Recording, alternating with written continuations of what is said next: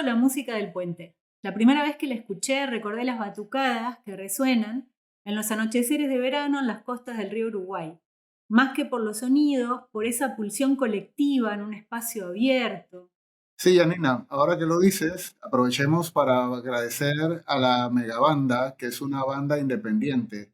Las bandas independientes son bandas de cornetas y tambores que han crecido fuera de las escuelas secundarias, que eran las que básicamente amenizaban las fiestas patrias en Panamá. Así que queremos agradecer al señor Tony Miller que nos dio la posibilidad de aprovechar, de utilizar su arte y todo su talento para introducir el podcast del CIEP. Veo por dónde viene, Harry. Estas bandas, imagino, son una celebración de la gente, algo muy popular. Sí, mira, ya han tenido un largo recorrido. Cuando aparecieron, fueron bastante incomprendidas e incluso diría que un poco perseguidas por las autoridades, pero al tiempo que eran perseguidas, también ganaban un gran arraigo popular. Ya ahora la relación que tiene la sociedad panameña con las bandas independientes se ha normalizado y son las grandes amenizadoras de los desfiles patrios panameños. Lo que vamos a hacer no es necesariamente utilizarla como metáfora de la libre postulación, porque no es exactamente lo mismo, pero sí vamos a hacer el paralelismo, porque esas bandas independientes, el nombre independiente es importante, y con la libre postulación en Panamá se le conoce a través del atributo que se le da a los candidatos y a las candidatas que lo aprovechan, la independencia. Así que creo que con esta introducción sobre la música y las bandas independientes panameñas, creo que estamos listos para cruzar el puente de hoy. Vamos a construir el puente a través de la libre postulación. ¿Estás lista, Yanina, para cruzar el puente? Estoy lista, Harry. Empecemos por ahí entonces. Como decías, la libre postulación se vincula con la independencia de los partidos y se ha pensado como una respuesta al creciente desencanto de la ciudadanía con los partidos políticos. En algunos lugares, como Panamá, esto es algo relativamente nuevo. En otros implica la recuperación de viejas instituciones. Este sería el caso de México. Lo cierto es que se expande no solo en el corazón del universo, sino en muchos otros lugares del mundo. Incluso esto está pasando a pesar de que no siempre la libre postulación alcanza los resultados deseados. Por eso te propongo que hoy nos preguntemos en qué medida la libre postulación ofrece soluciones y cuándo podría estar creando nuevos problemas. La principal diferencia es que la libre postulación es una regla que permite o no a una persona postularse libremente. Y la candidatura independiente es el objeto de esa regla, es permitir que un político que no tiene identificación o no está afiliado a algún partido político existente pueda competir. Entonces suele utilizarse como de manera, digamos, indistinta, pero son dos términos diferentes. El que hablaba es Diego Reynoso, investigador del Consejo de Investigaciones Científicas y Técnicas, el CONICET, y profesor de la Universidad de San Andrés en Argentina, que ponía un poco de orden en los conceptos. La libre postulación es más conocida en otros lugares de la región como candidaturas independientes. Sin embargo, en este episodio veremos que a veces no son tan independientes. Por eso, señalaba Diego que la libre postulación es la regla que acaba con el monopolio de los partidos para proponer candidaturas, porque se refiere a la posibilidad de que las candidaturas sean presentadas por fuera de los partidos políticos, a partir del cumplimiento de un número de requisitos. Generalmente estos requisitos son un porcentaje de firmas de respaldo y otros que dependen del nivel territorial o del tipo de candidatura en que se esté postulando. Mira, Janina, es muy importante, muy interesante lo que nos ha dicho Diego y lo que nos has estado contando, porque podemos ver claramente que con la libre postulación hay una tensión con los partidos políticos, muy parecido a lo que vimos en el episodio anterior de las primarias. Recordaremos que explicábamos las primarias a través de la necesidad de democratizar a los partidos políticos. Esta vez cuando se habla de libre postulación, se presentan, se instituyen por la necesidad que tienen las sociedades de abrir el sistema, quitándole el monopolio de la representación a los partidos políticos. Efectivamente, Harry. Quienes defiendan las candidaturas independientes señalan que los partidos no deberían tener el monopolio de la representación que señalabas. No deberían tenerlo por varias razones, entre las que destacan que los partidos ya no gozan de la confianza de la mayor parte del electorado y sus formas de seleccionar candidaturas suelen ser poco competitivas, nada transparentes y escasamente democráticas. Abrir el sistema a postulaciones independientes sería, desde este punto de vista, democratizarlo. La desconfianza en los partidos políticos claramente es un hecho. Es un hecho. Así es, en Panamá y en medio mundo. Según los datos del Latinobarómetro, los partidos políticos son la institución en la que menos confía la población latinoamericana. Aún habiendo notables diferencias entre países, en todos los partidos están en el escalafón más bajo, lejos de la presidencia, los medios de comunicación o la iglesia. Los parlamentos también puntúan mal, pero los partidos peor. Mira que ese es un dato que en alguna ocasión, revisando las encuestas, como no se movía, en el caso de Panamá, me pareció que podía ser bastante inútil. Pero llegó un momento en el que esa desconfianza que Panamá ya era muy baja comenzó a ser todavía más baja y podríamos relacionar casi que directamente la exagerada caída de confianza en los partidos políticos con la fuerza que ha tomado la libre postulación. Es así. Por eso la libre postulación está avanzando en América Latina, ¿no? Amparada en este escenario que describíamos. Desde los 90 se ha acelerado la incorporación de legislación en este sentido. Según el Observatorio de Reformas Políticas, solo 5 países de la región conservan el monopolio de los partidos en la presentación de candidaturas. Estos países son Argentina, Brasil, Costa Rica, Nicaragua y Uruguay. Panamá es parte de la ola latinoamericana que sí ha incorporado la libre postulación y la ha ampliado incluso hasta incluirla a la presidencia en la legislación de 2009. Lo que nos toca preguntarnos es qué condiciones facilitan o inhiben esta emergencia. La pregunta se la trasladamos a Diego Reynoso, que nos decía lo siguiente. Los sistemas de partidos fuertemente institucionalizados, muy enraizados en la sociedad, donde los partidos canalizan, ¿no? Diferentes grupos y actores colectivos organizados y representan esos intereses, abren muy poco espacio para que los candidatos independientes tengan realmente chance. De hecho, hemos visto muchos candidatos independientes o outsiders, como se los quiera llamar también a veces, ¿no? Que vienen por fuera del sistema de partidos, están teniendo cada vez más chances en muchos países de América Latina, donde antes creíamos que no tenían chances, y están teniendo, digamos, resultados electorales favorables. Tenemos también la opinión de Salvador Sánchez, que es el director del Instituto Nacional de Estudios Democráticos del Tribunal Electoral. Escuchemos a Salvador Sánchez. Lo que interesa sobre todo es que un sistema electoral sea representativo. La aparición y el vigor con el que la libre postulación ha entrado a figurar en las agendas políticas de nuestro país es muestra de que en algún momento se reconoció que el sistema de partidos tenía déficit de representación y se ha querido paliar ese déficit de representación a través de un mecanismo complementario al sistema partidario, que es el de la libre postulación. Lo curioso de la libre postulación es que quita poder a los partidos y, sin embargo, se ha ido expandiendo en los países de América Latina. Digo que es curioso porque no es natural pensar que quienes se van a ver afectados por una reforma puedan estar interesados en promoverla. O quizá no es tan así. A ver, cuéntame, Harry, ¿por qué los partidos decidieron compartir su poder permitiendo la libre postulación? ¿Cómo fue el cambio en Panamá? Bueno, exactamente como has dicho, no han sido los partidos políticos ni los diputados quienes han decidido abrir la libre postulación. Yo creo que hay una combinación. Había una demanda muy fuerte en el sistema político panameño debido a las características del sistema electoral de nuestro país. Hay diversas investigaciones, las que ha hecho Billy Balsot Leiner del Colegio de México, las que ha hecho el politólogo panameño Carlos Guevara Mann, incluso algunas investigaciones que he hecho yo al respecto, nos dicen que el sistema electoral panameño tiene un sesgo mayoritario extraordinariamente fuerte que excluye de la competición política a una parte muy importante de la sociedad. Y eso, como te podrás imaginar, generaba una demanda de entrada que los partidos políticos no estaban dispuestos a atender.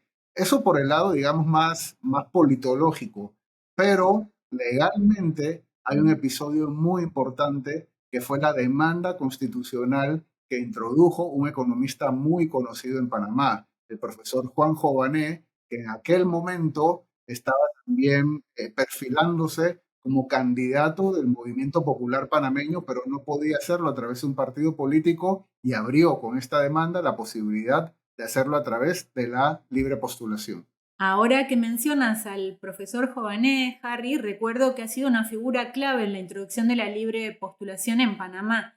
Sobre esto le preguntamos también a Salvador Sánchez. Salvador nos decía que la Corte Suprema de Justicia, desde los años 80, había dictaminado que la norma del Código Electoral era constitucional. Lo escuchamos.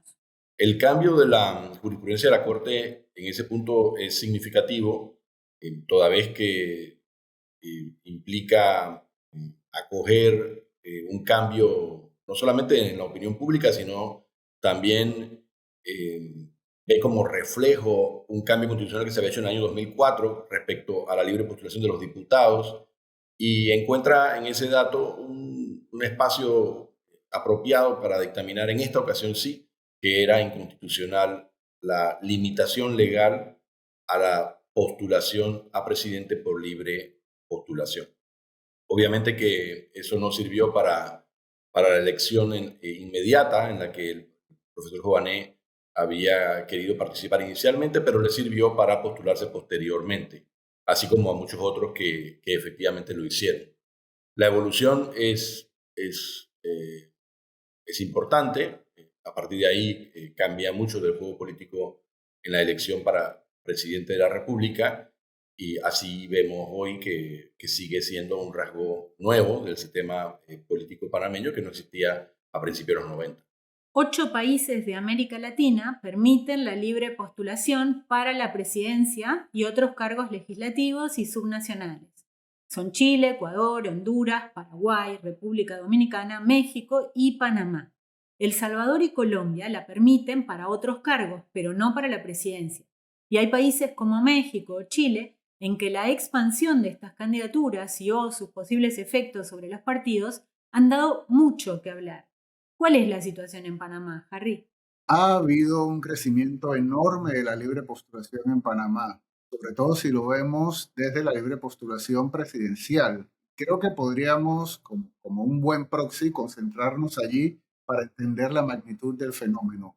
El primer año que hubo libre postulación presidencial, en el 2014, tengo aquí la cuenta, si me permiten leerla, los 4 principales aspirantes a candidatos presidenciales de la libre postulación obtuvieron en este orden: 30.744 firmas, Gerardo Solís; 22.129 firmas, Esteban Rodríguez; luego Juan Jované, que ya hablamos de él, recogió 19.709 firmas, y Gerardo Barroso algo más de 19.000 firmas.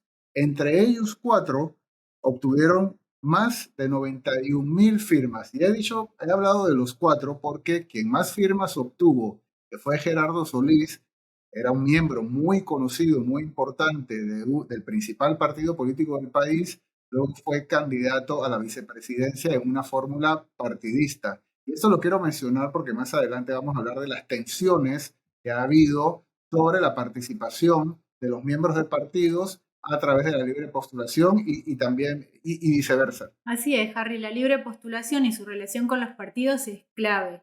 Ahora, de momento, podemos seguir un poco con este crecimiento exponencial, porque lo que veo es que en 2019 el aumento de las firmas fue gigantesco. Gigantesco, Yanina, como dices. Voy a concentrarme nuevamente en los 3 aspirantes que más firmas recolectaron. Mira, la primera fue Ana Matilde Gómez, que era una diputada en aquel momento aspirando a ser candidata a presidente. Obtuvo 131.415 firmas. O sea, solamente ella ya había obtenido más firmas que los 4 primeros de la ocasión anterior. Luego, Marco Ameglio, que era un miembro también conocido del partido político panameñista, había sido diputado, obtuvo 115.000 firmas, algo más que eso, y Ricardo Lombana González, más de 100.000 firmas, 108.000 firmas en este periodo de recolección de firmas. Entre los tres obtuvieron casi 356.000 firmas. Solamente Ana Matilde Gómez obtuvo más del 700% por arriba de la cantidad de firmas necesarias para ser candidata de libre postulación. 708% más de lo necesario. O sea, hay un salto de menos del 1% de los votos en relación a lo que representan las firmas a más del 24% que sumaron Ricardo Lombana y Ana Matilde Gómez. ¿A qué se debe esto? Yo creo que hay dos tipos de factores, Yanina. El primer factor es legal.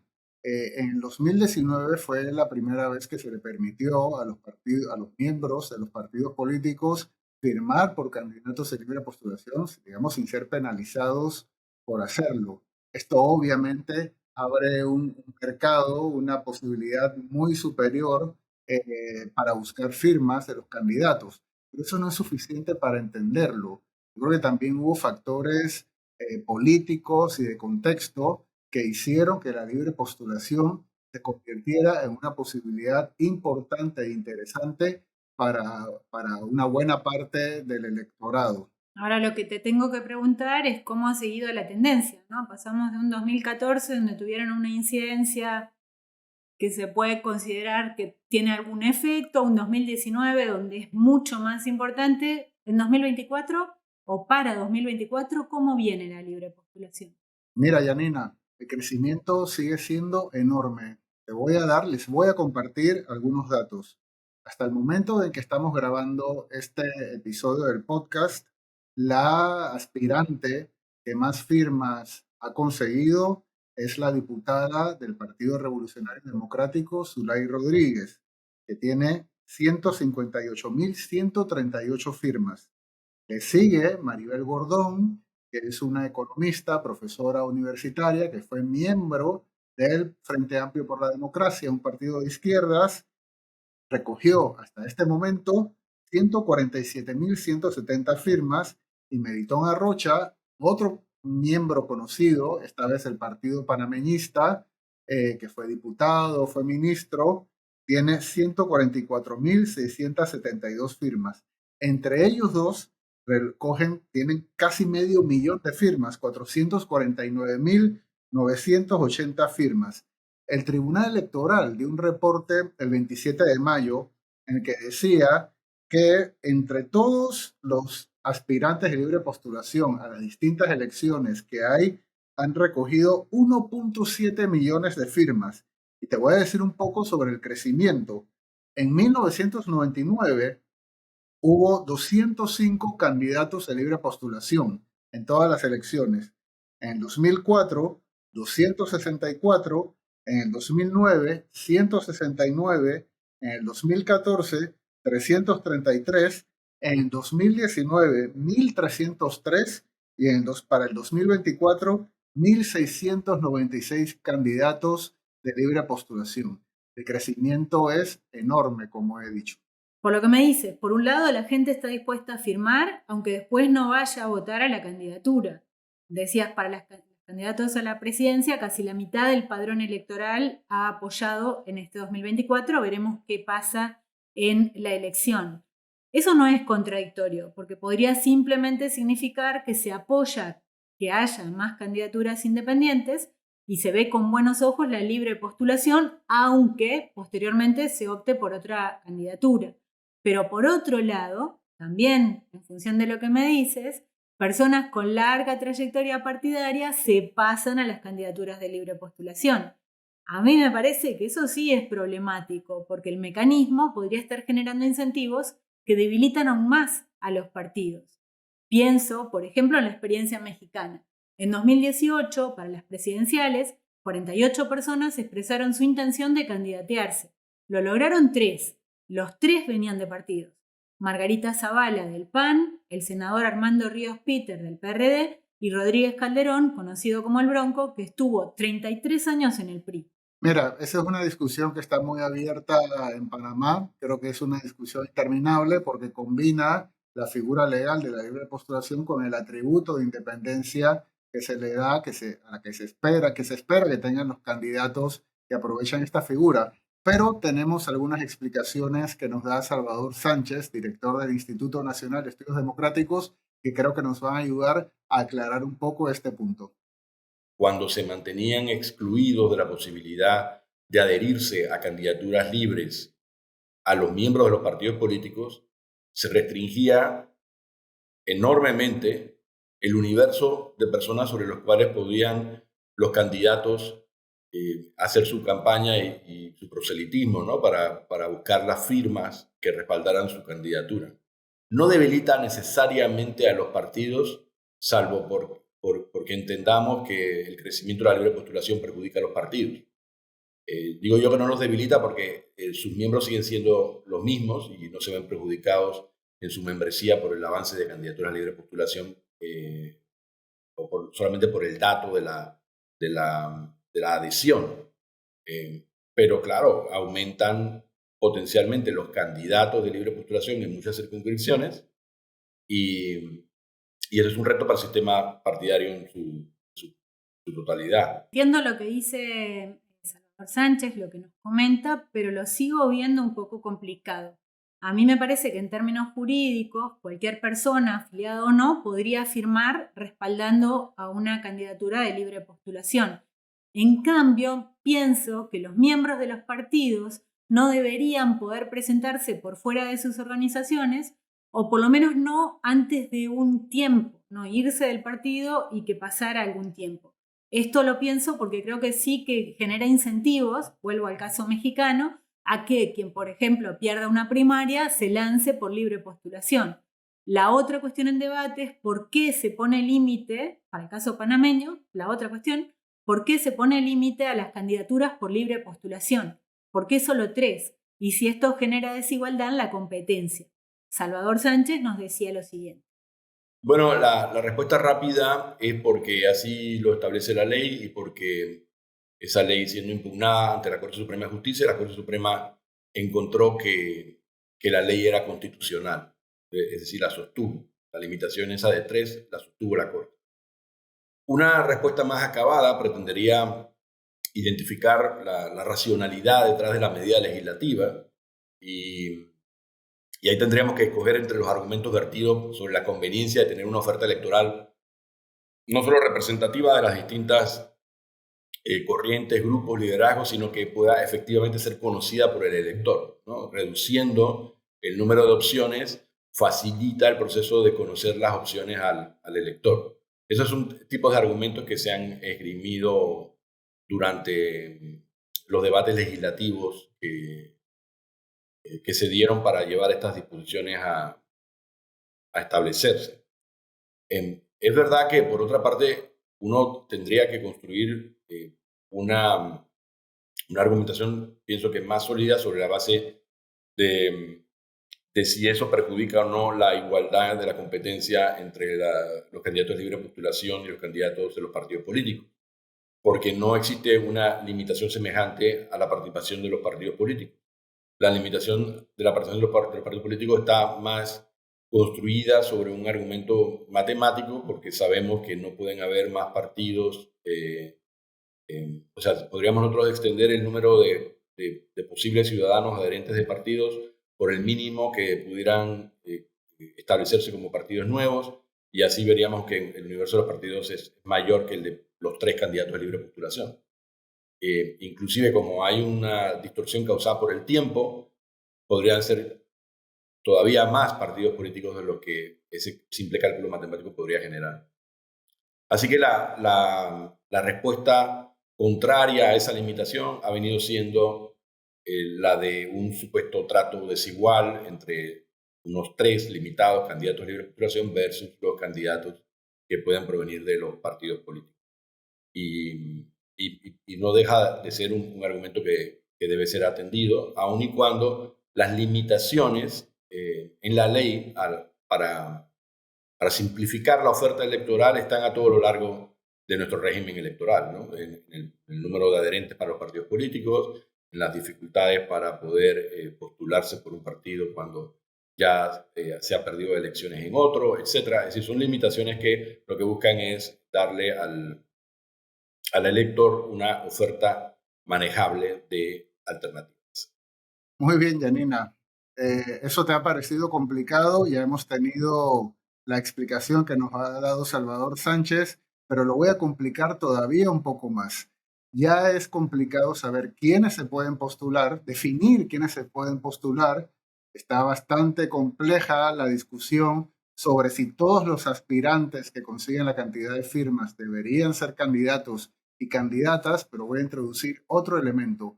¿Cómo financiamos con el dinero público a los candidatos de libre postulación? La legislación electoral panameña genera una enorme disparidad, mucha inequidad entre la financiación de los candidatos de los partidos políticos y los candidatos de libre postulación.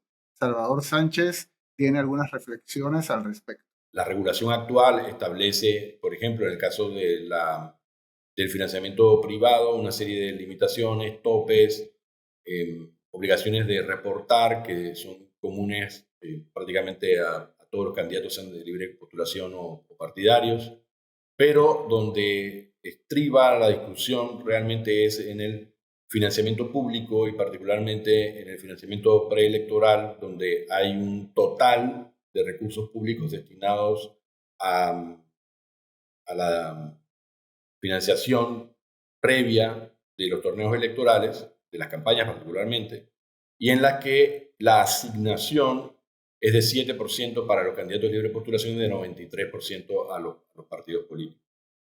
La racionalidad detrás de ese tipo de diferenciación, esgrimida en todas partes como fundamento, como motivación, es que hay que atar este tipo de determinaciones financieras a datos objetivos en la medida de lo posible, y esos datos objetivos se relacionan con el número de candidaturas de libre postulación existentes antes, o sea, en el inmediato pasado, el número de la cantidad de votos recibidos por los candidatos de libre postulación en el inmediato pasado y el número de candidatos de libre postulación efectivamente elegidos en el inmediato pasado. Ahora, Harry, voy a insistir un poco más, ¿no? Porque hemos visto los números, me has descrito los detalles de este crecimiento, pero todavía no termino de entender las razones de fondo. ¿Por qué ha crecido tanto la libre postulación en Panamá? Primero tomemos en cuenta algo. Recordemos que Panamá tuvo tasas de crecimiento económico muy importantes en la década pasada. Por ejemplo, en el año 2012 el crecimiento económico de Panamá fue de 10%. En esa época, Panamá se convirtió en un país de renta media alta, pero a partir de allí, precisamente del año 2012, el crecimiento económico panameño comenzó a decrecer y podemos pensar, podemos imaginarnos que la situación, este es un indicador de que la situación económica en general del país se comenzó a deteriorar. Y uno de los papeles de la política es buscar explicaciones y brindar esas explicaciones a la población. Puede haber una gran cantidad de explicaciones, pero la explicación prevaleciente en el país a partir de ese momento es que la economía ha comenzado a decaer y que las panameñas y los panameños vivimos peor debido a los problemas de corrupción. La corrupción como significante vacío es una constante en la mayoría de los países latinoamericanos. Sí, totalmente. La corrupción es un significante vacío que logramos estudiar hace algunos años con la politóloga argentina Marina Costa a través de la aparición del hashtag no a la reelección. Sin ninguna duda, y eso está medido a través de la cantidad de tweets emitidos en distintos momentos de la historia política panameña reciente, sin ninguna duda el hashtag no a la reelección ha sido el más importante que ha habido en la política panameña y que surgió precisamente en el contexto de las elecciones de 2019. Estudiando ese hashtag, pudimos utilizar algunas de las razones profundas que hubo en el voto hacia la libre postulación y en toda la narrativa que había entre corrupción y libre postulación. Encontramos distintas comunidades virtuales que estaban sobre todo encabezadas por distintos influencers y algunas personas pertenecientes a la comunidad política, pero desde la sociedad civil. Y a través del estudio de ese hashtag pudimos identificar a quiénes fueron los usuarios que más tráfico habían generado. Pudimos conversar con ellos, pudimos encontrar también cuáles eran esos tweets que habían generado más tráfico dentro de las redes sociales. Y todas las veces esos tweets estaban relacionados con los problemas de corrupción dentro de la Asamblea Nacional. Y en las entrevistas que realizamos, todas las personas, tanto los promotores del hashtag, algunos más o menos neutrales, y los adversarios del hashtag, reconocieron que el tema de la corrupción era el más importante para entender la circulación del hashtag. Bueno, en este estudio, Harry, que estás mencionando, la mayoría de los usuarios del hashtag entrevistados se caracterizaron a sí mismos como jóvenes sin pertenencia a partidos políticos, independientes, solventes económicamente, de capas medias altas o con mucho poder económico. Esa caracterización coincide con el trabajo que hizo Juan Diego Alvarado, en el que asegura que el voto por Ricardo Lombana se concentró a lo largo de las cabeceras de provincias, las áreas más pobladas y desarrolladas del país. Esa línea coincide con la carretera interamericana, la vía terrestre que traza el Istmo de Panamá, a lo largo de sus puntos más desarrollados y vinculados a la actividad económica del país. En cambio, alcanzó menos del 2% del voto en las regiones más marginadas de Panamá, tanto económica como geográficamente, incluyendo las comarcas indígenas, así como partes del Darién, que es la provincia más excluida del país. Tenemos entonces ahora esta caracterización. Lo que vuelvo a insistirte, Harry, sobre el tema de las ventajas y las desventajas. Las expectativas con las que iniciamos este episodio del puente sobre la libre postulación refieren al aumento de las opciones partidarias en un sistema de partidos que se percibe como cerrado y anquilosado. Pero nos podemos preguntar qué es lo que se consigue, qué se promete, qué se consigue o cuál es su contracara. Diego Reynoso nos decía esto. Y en un contexto además de deterioro de los partidos políticos, bueno, es una válvula de escape. Bueno, que otras instancias para canalizar la participación, que si no se podrían ir al voto en blanco, a la desafección política y al ausentismo en las elecciones, en fin, podría mantener viva la participación democrática. Así que desde ese punto de vista se suele plantear el tema de la presentación o las ventajas de las candidaturas independientes. Entonces yo esto lo llamaría como el aumento de las opciones políticas, ¿no? Pero ese aumento de las opciones políticas puede al mismo tiempo erosionar a los partidos políticos. Y esa erosión de los partidos políticos para algunos es un problema, porque yo diría el saber convencional de la ciencia política, y esto es, voy a hablar desde la academia, no desde lo personal, porque ya empiezo a tener serias dudas sobre esto, pero es que las democracias no son posibles, o las democracias contemporáneas al menos, sin partidos políticos. Pero otra cuestión es el acceso libre. Se dice que los partidos políticos concentran mucho poder y que parte de la concentración del poder tiene que ver con la necesidad de acceso a muchísimo dinero. Bueno, la libre postulación, casi diría yo, es una cuestión de clase, porque podrían acceder a la competencia exclusivamente las personas que cuentan con ese dinero y por lo general son las personas más ricas de la sociedad, ¿no? Con lo cual favorecen más a ese tipo de perfil de candidaturas.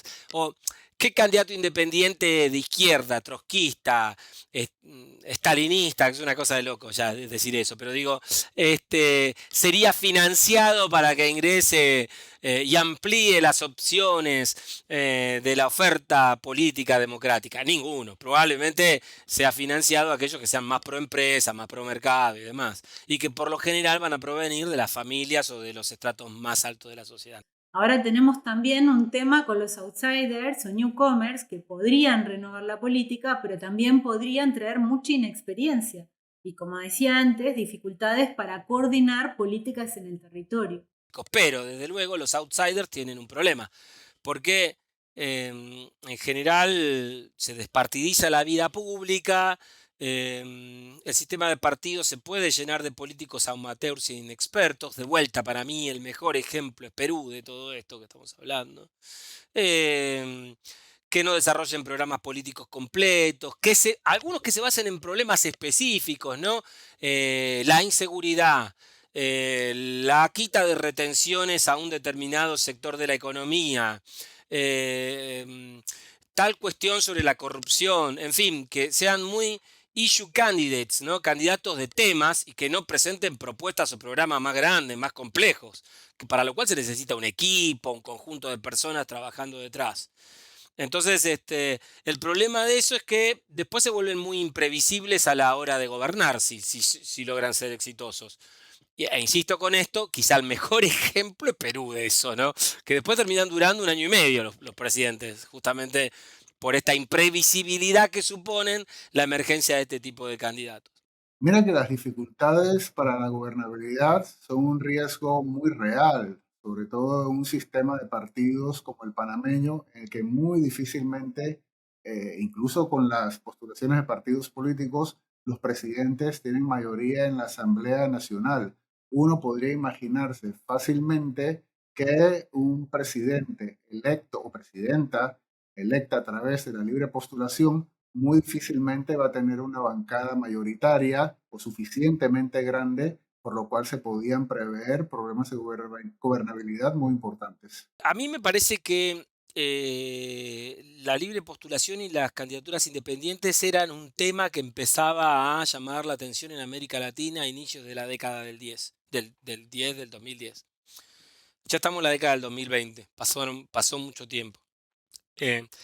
Y desde entonces vimos muchos del sistema de partidos que se desestructuraron, la llegada de outsiders políticos a los gobiernos de muchos países, Castillo en Perú, Bolsonaro en Brasil, en fin, una lista grande, Bukele en El Salvador, y lo que estamos viendo es que la independencia de las viejas tradiciones políticos partidarias basadas en el personalismo, no en una nueva estructura política, sino en el personalismo, tiene costos muy significativos para la calidad democrática de la región, ¿no?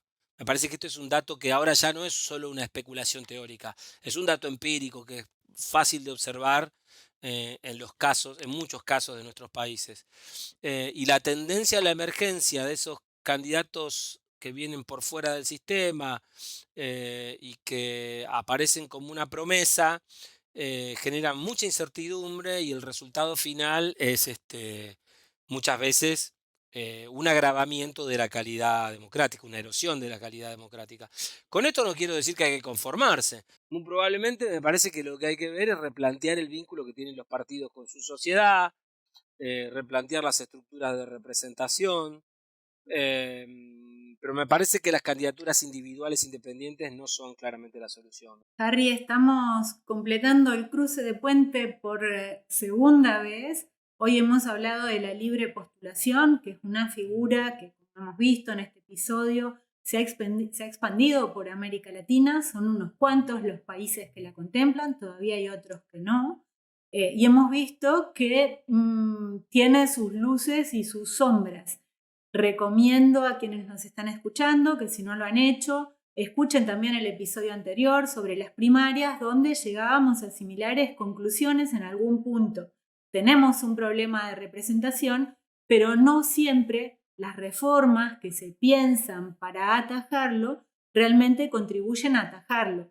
Entonces es importante plantear y pensar en estas reformas, pero hay margen para mejorarlas, para repensarlas y sobre todo para tratar de ser muy mesurados a la hora de avalar cambios muy radicales sin contemplar las distintas aristas que estos cambios podrían abrir. ¿Qué dices, Harry? Mira, yo estoy pensando en unas conclusiones, sobre todo desde la lógica local, el anquilosamiento del sistema de partidos panameño, la necesidad de buscar respuestas a los problemas del país y salidas para obtener una mejor representación, creo que justifican sobradamente la aparición de la libre postulación, que hablan sobre todo de las ventajas, que son de las que nos ha estado hablando Diego Reynoso. Pero creo y espero que lo que hemos comentado en este episodio del podcast El Puente también nos haga pensar más allá del entusiasmo por la libre postulación, tiene mucha gente, pensar en las posibles desventajas, en los riesgos que hay en la figura. No hay solución perfecta y ojalá en el futuro inmediato pues nos demos la oportunidad de diseñar correctamente esta institución de la política electoral que aparentemente ha llegado para quedarse. Nos quedamos con eso, Harry. No hay solución perfecta. Tenemos la oportunidad de repensar y diseñar cómo mejorar las instituciones que tenemos. Hoy hablamos de la libre postulación, pero podríamos extenderla a otras. Invitamos a todas y todos los que nos están escuchando a seguirnos en las redes sociales del CIEPS y del Centro Albert Hirschman para la Democracia, que se suscriban en nuestras plataformas de podcast y en YouTube. Y también, por favor, háganos llegar sus opiniones. ¿Qué piensan de la libre postulación? ¿Es un síntoma o es una solución? Como ha dicho Yanina, sigan las redes sociales del CIEPS y del Centro Albert Hirschman y nos vemos en unas semanas en el tercer episodio del Puente, el podcast del CIEPS. Hasta luego.